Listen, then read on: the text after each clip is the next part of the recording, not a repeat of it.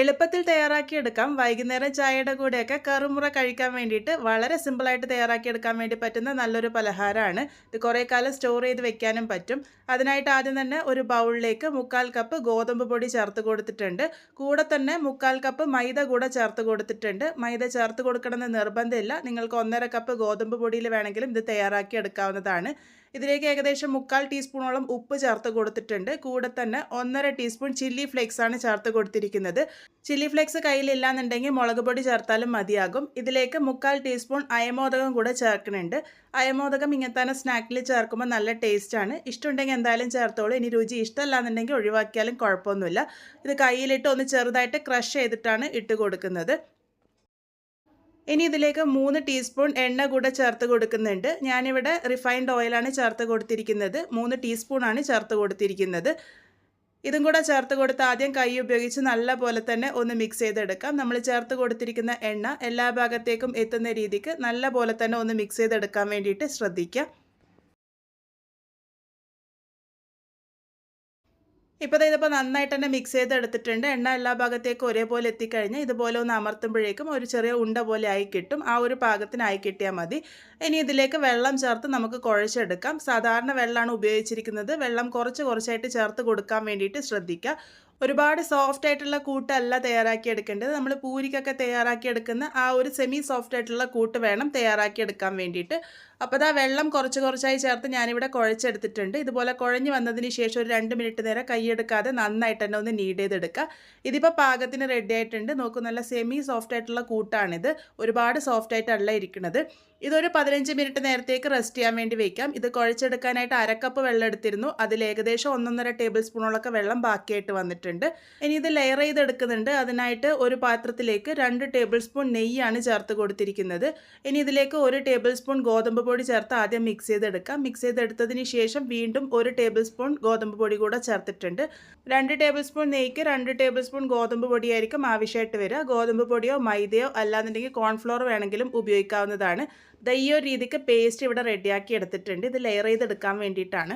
കൂട്ട് ഇവിടെ റെസ്റ്റ് ചെയ്യാൻ വേണ്ടി തുടങ്ങിയിട്ട് ഏകദേശം 15 മിനിറ്റ് നേരം ആയിട്ടുണ്ട്. കൂട്ട് നല്ല പോലെ തന്നെ സോഫ്റ്റ് ആയിട്ട് വന്നിട്ടുണ്ട്. ഇതൊന്നും കൂടെ നീഡ് ചെയ്തെടുത്തതിന് ശേഷം മീഡിയം വലുപ്പത്തിലുള്ള 4 ഉരുളകളാക്കിയിട്ട് മാറ്റിയെടുത്തിട്ടുണ്ട്. ഇതിലൊരു ഉരുള എടുത്തതിന് ശേഷം നമുക്കിത് പരത്തിയെടുക്കാം. ഇത് പരത്തുമ്പോൾ പൊടിയൊന്നും ആക്കേണ്ട ആവശ്യമില്ല. ഒട്ടും തന്നെ പറ്റിപ്പിടിക്കുന്നില്ല.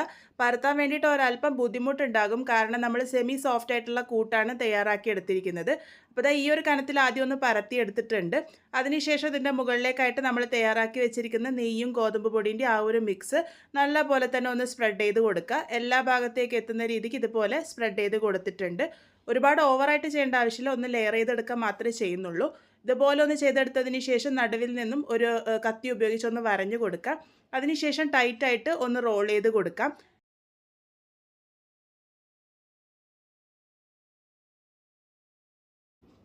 ഇതുപോലെ ടൈറ്റായിട്ട് ഒന്ന് റോൾ ചെയ്തെടുത്തതിന് ശേഷം വീഡിയോയിൽ കാണിച്ചിരിക്കുന്നത് പോലെ ഒന്ന് അമർത്തി കൊടുക്കുക. അരികുകളൊന്ന് പ്രസ് ചെയ്തിട്ട് വേണം അമർത്തി കൊടുക്കാൻ വേണ്ടിയിട്ട്. അതിനുശേഷം ഇത് വീണ്ടും പരത്തിയെടുക്കാനാണ് പോകുന്നത്. ഇത് പരത്തുമ്പോൾ അതിൻ്റെ അരികുകളൊക്കെ ഒന്ന് ചെറുതായിട്ട് പൊട്ടി വരുന്നതായിട്ടൊക്കെ തോന്നും. അതൊന്നും കുഴപ്പമില്ല. അതുപോലെ തന്നെ പരത്തിയെടുത്തോളൂ. നല്ല കനം കുറച്ച് തന്നെ പരത്തിയെടുക്കാൻ വേണ്ടിയിട്ട് ശ്രദ്ധിക്കുക. അപ്പോൾ ഈ ഒരു രീതിക്ക് കനം കുറച്ച് ഞാനിവിടെ പരത്തിയെടുത്തിട്ടുണ്ട്.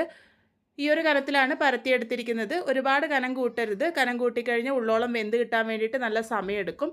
അതിനുശേഷം ഈ ഒരു വീഡിയോയിൽ കാണിച്ചിരിക്കുന്നത് പോലെ ഇതൊന്ന് മുറിച്ചെടുക്കാം. ഞാനിപ്പോൾ ഇവിടെ ആദ്യം 4ആയിട്ട് കട്ട് ചെയ്തിട്ടുണ്ട്. പിന്നെ ആ ഓരോ പീസിനെയും 3ആയിട്ട് വീണ്ടും കട്ട് ചെയ്തിട്ടുണ്ട്. അങ്ങനെ മൊത്തം 12ആയിട്ടാണ് കട്ട് ചെയ്തെടുത്തിരിക്കുന്നത്.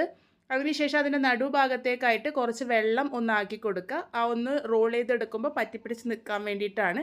എന്നിട്ട് ഒരരികിൽ നിന്നും ടൈറ്റായിട്ട് ഒന്ന് റോൾ ചെയ്തെടുക്കുക. നമ്മൾ വെള്ളമാക്കിയത് കൊണ്ട് തന്നെ ആ ഒരു അറ്റം നല്ല പോലെ തന്നെ പറ്റിപ്പിടിച്ച് നിന്നോളും. ഈ ഒരു രീതിക്കാണ് ഇത് ഷേപ്പ് ചെയ്തെടുക്കുന്നത്. ഇതുപോലെ തന്നെ ഷേപ്പ് ചെയ്തെടുക്കണം എന്നൊന്നുമില്ല. നിങ്ങൾക്ക് ഇഷ്ടമുള്ള ഏത് ഷേപ്പ് വേണമെങ്കിലും കൊടുക്കാവുന്നതാണ്. ഇത് കാണാൻ നല്ല ഭംഗിയാണ് ആയി വരുമ്പോൾ. അപ്പോൾ ഈ ഒരു രീതിക്ക് ഞാൻ എല്ലാം തന്നെ റെഡിയാക്കി എടുക്കുന്നുണ്ട്. ഈസി ആയിട്ട് നമുക്ക് തയ്യാറാക്കി എടുക്കാനും പറ്റും. ഇതുപോലെ എല്ലാം തയ്യാറാക്കി എടുത്തതിന് ശേഷം ഇത് ഡീപ് ഫ്രൈ ചെയ്തെടുക്കാം. അതിനായിട്ട് കുറച്ച് എണ്ണ നേരത്തെ ചൂടാക്കാൻ വേണ്ടി വെച്ചിരുന്നു. മീഡിയം ചൂടായിട്ടുള്ള എണ്ണയിലേക്ക് വേണം ഇതിട്ട് കൊടുക്കാൻ വേണ്ടിയിട്ട്. അത് പ്രത്യേകം ശ്രദ്ധിക്കണം. ഒരുപാട് തിളച്ച എണ്ണയിലേക്ക് ഇട്ട് കൊടുത്താൽ ഇതിൻ്റെ കളറൊക്കെ പെട്ടെന്ന് മാറും. പക്ഷെ ഉള്ളോളം വെന്ത് വരില്ല. ഒരു ഭാഗം നന്നായിട്ട് ഫ്രൈ ആയിട്ട് വരുന്നത് വരെ തൊടാനൊന്നും നിൽക്കണ്ട.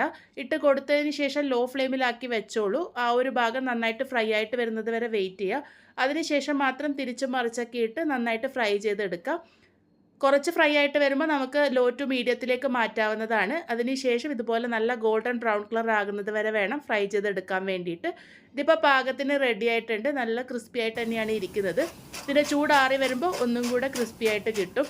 ഇതേപോലെ തന്നെ ബാക്കിയുള്ളതൊക്കെ റെഡിയാക്കി എടുക്കാം. ഇപ്പോൾ നല്ല ക്രിസ്പി ആയിട്ടുള്ള ടേസ്റ്റി ആയിട്ടുള്ള നമ്മുടെ സ്നാക്ക് ഇവിടെ റെഡി ആയിട്ടുണ്ട്. വളരെ കുറച്ച് ചേരുവകൾ ഉപയോഗിച്ച് വളരെ സിമ്പിളായിട്ട് തയ്യാറാക്കി എടുക്കാൻ വേണ്ടി പറ്റുന്നതാണ്. നല്ല ക്രിസ്പി ആയിട്ട് തന്നെ കിട്ടിയിട്ടുണ്ട്.